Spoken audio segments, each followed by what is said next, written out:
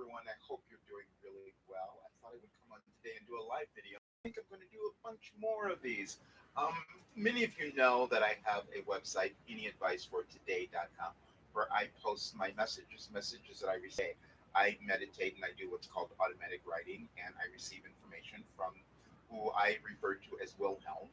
And the other thing about this, too, I've talked about this quite a bit, and I've also decided that I'm going to teach others how to do this. I'm going to create a course or something. I'm figuring out how I'm going to do that. Many people have asked, how do you do that? How do you um, receive this? So I'm going to do that as well. But anyway, let me talk about the one that I received this morning, and it was called "There Is No Higher Purpose." And sometimes we have to be caught off guard, so to speak, before we can get information, and that's what happened for me this morning. And I'll tell you, let me read a little bit of the message so you can get it. Again, you can find it at anyadvicefortoday.com. And if you'd like to receive these messages, you can subscribe there, and you'll receive whatever I'm writing that day, which is typically what I'm processing through in my life. And I know that it's going to help you because we are all the same people.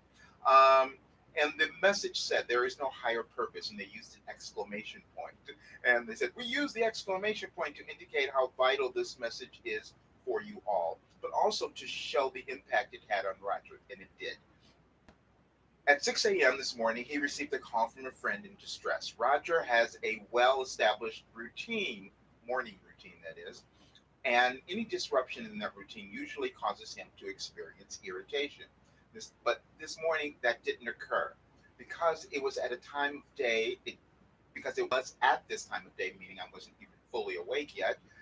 It captured his attention. He always answers the calls of distress from others, but he also judges himself for doing so.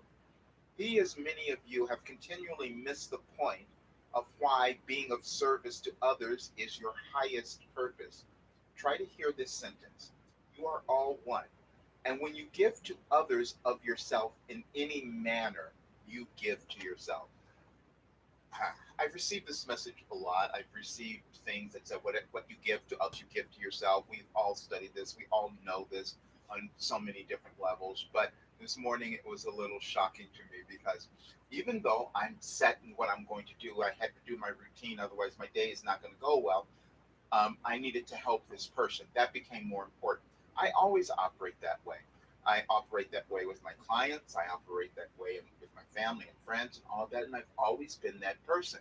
But there's another part of me that has been judged. I've judged myself. Others have judged me for being that person. Because I know you're supposed to be fighting and grabbing for what you want. And the only way you're going to get that is to take it from someone else. And if you're giving away everything that you have, how could you possibly expect to have anything more? That's the kind of thinking that would go on. And I can remember a lot of times we form beliefs, which is just stuff that we've been thinking about ourselves. We form them from very early places. And I always had this memory of being told by my parents at certain points, in which all kids are, um, don't be so selfish. You've probably heard that. All of us get that because our parents want us to be people who share and give and all of that. But don't be so selfish. I only registered the part about don't be so selfish, and it became this negative thing that was within me. And so maybe I started developing the habit of just let me just give away everything. But that I don't think that's it. I think that it struck me hearing that phrase, "Don't be so selfish," was to awaken something within me. And the thing that it was to awaken is that we are all the same people. When we give to another person, we're actually giving to ourselves. How could it be any different when we're giving them knowledge, information, our time? It causes us to feel a certain way. Now, the interesting thing about this, after I received this message this morning and went through all of that, then I had a client. And this client was experiencing the same thing. And he was questioning himself about why he would have done certain things, why he's always been this person who wanted to really help people. And we could look at his life and kind of figure out all of the different reasons, things that he's done that indicate that he is that person. He is a helper. He's a teacher or whatever that you want to think of it. But that's what we're all doing. And the more that we do it, the better we all get. And the interesting concept that comes up for me in this is that we don't really understand evolution. If we did, we wouldn't doubt ourselves when we start getting new information, new ideas, and new ways of thinking of things because we know it's not done. We have none of us have evolved to the place of where we want to be. And that brings me to another point because I have a very good friend who I speak to all the time, and I'll speak to her. I'll say something like, "Wow, I'm in a new place today. I'm this new person. I'm so different, and I know so much more." And then the next week, I say the same thing, or maybe it's even the next day. And she goes, "Don't you get it? Don't you? Aren't you there now?" No, we are never there. We just become more aware. Every day we become more. Every day we wake up to something a little different.